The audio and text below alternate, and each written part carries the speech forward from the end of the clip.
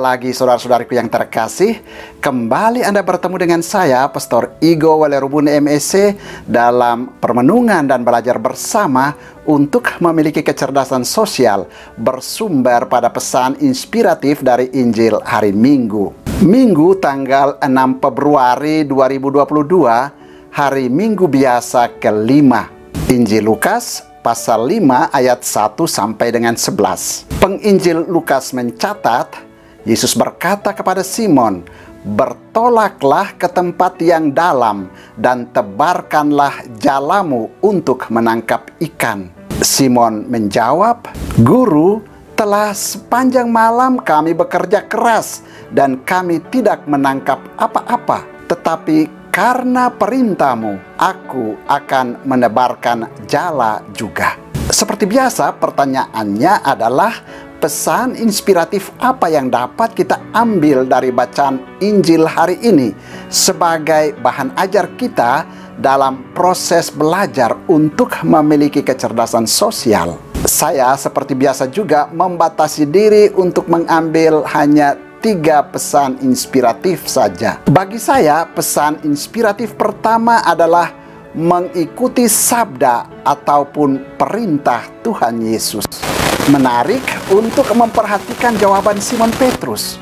"Guru, telah sepanjang malam kami bekerja keras dan kami tidak menangkap apa-apa. Tetapi karena perintahmu, aku akan menebarkan jala juga." Rupanya, berdasar pada pengalaman standar saja tidak membawa perubahan.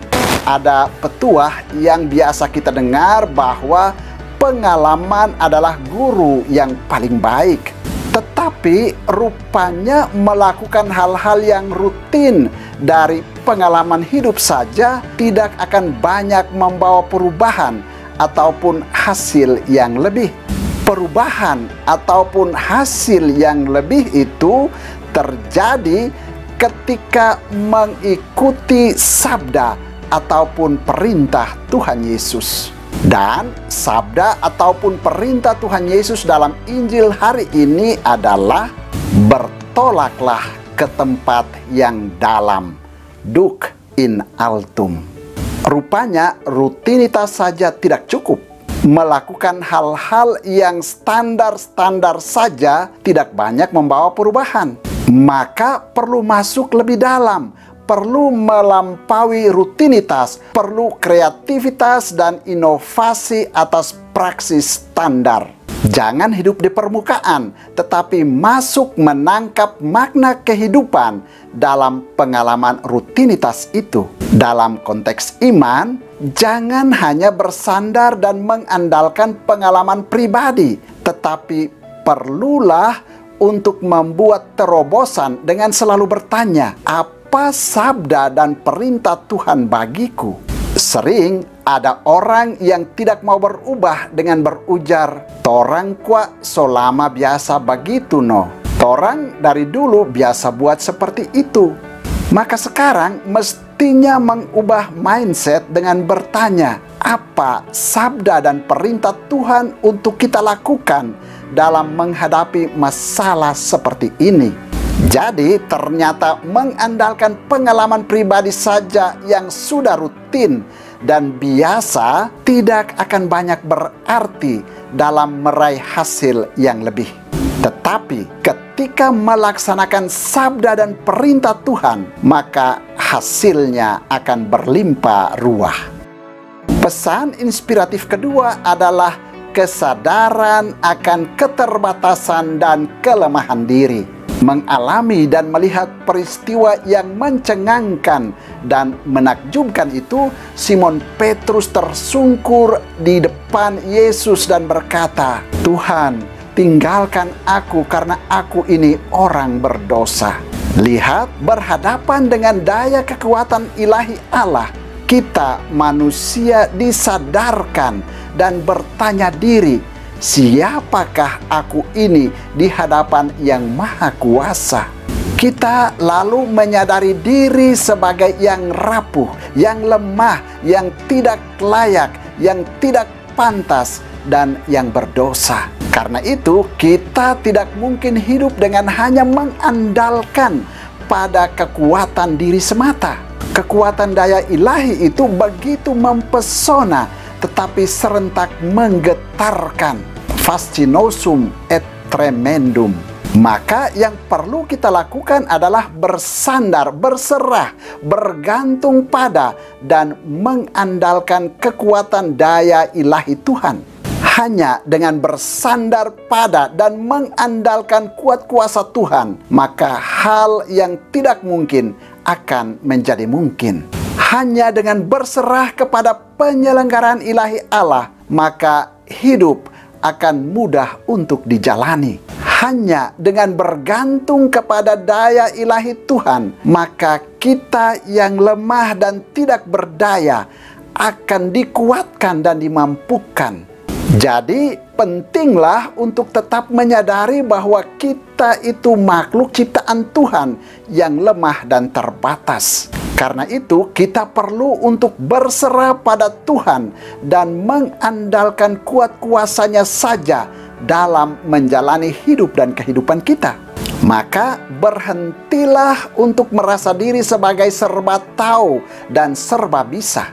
Karena ketika kita merasa serba mampu, maka tertutuplah ruang bagi Allah untuk berkarya di dalam hidup dan kehidupan kita. Karena justru di dalam kesadaran dan penerimaan akan kelemahan kita, kuasa Allah menjadi sempurna ternyatakan di dalam kehidupan kita. Pesan inspiratif ketiga adalah menjadi penjala manusia. Rupanya daya ilahi Allah yang bekerja di dalam hidup dan kehidupan kita tidak hanya dimaksudkan untuk kepentingan diri semata. Daya ilahi Allah yang bekerja di dalam diri kita menggerakkan kita untuk keluar dari diri dan memberi diri dalam rencana penyelamatan Allah bagi sesama manusia yang lain. Kita digerakkan oleh daya ilahi itu untuk menjadi pelaku, menjadi agen, pewarta firman Tuhan, menjadi saksi kebaikan Tuhan, menjadi penjala manusia. Tuhan memakai kita untuk menjadi alatnya, menjadi utusannya. Dan ketika Dia memilih dan menjadikan kita sebagai utusannya, Dia memperlengkapi kita yang lemah dan tidak mampu ini dengan kuat kuasanya sendiri. Karena itu tidak perlu merasa minder atau merasa tidak punya pengetahuan atau tidak punya pendidikan ataupun merasa tidak punya keterampilan yang cukup. Karena Tuhanlah yang akan mencukupkan segalanya bagi kita. Lihat, Tuhan juga ternyata memilih orang sebagai utusannya dengan latar belakang masing-masing. Dan lihat bahwa orang-orang yang menjadi utusannya, yang Ia angkat menjadi penjala manusia itu adalah orang-orang yang biasa-biasa saja, nelayan. Tetapi ketika Dia memilih dan mengutus, Dia selalu menyertai dan memperlengkapi orang-orang utusannya itu. Dia tidak akan membiarkan orang-orang utusannya itu dipermalukan karena ketidakberdayaan. Yang paling penting adalah menerima tugas perutusan itu, tetap patuh, taat, penuh dedikasi, dan setia pada tugas perutusan yang dijalankan dengan bersandar pada sabda ataupun perintahnya. Tuhan memberkati.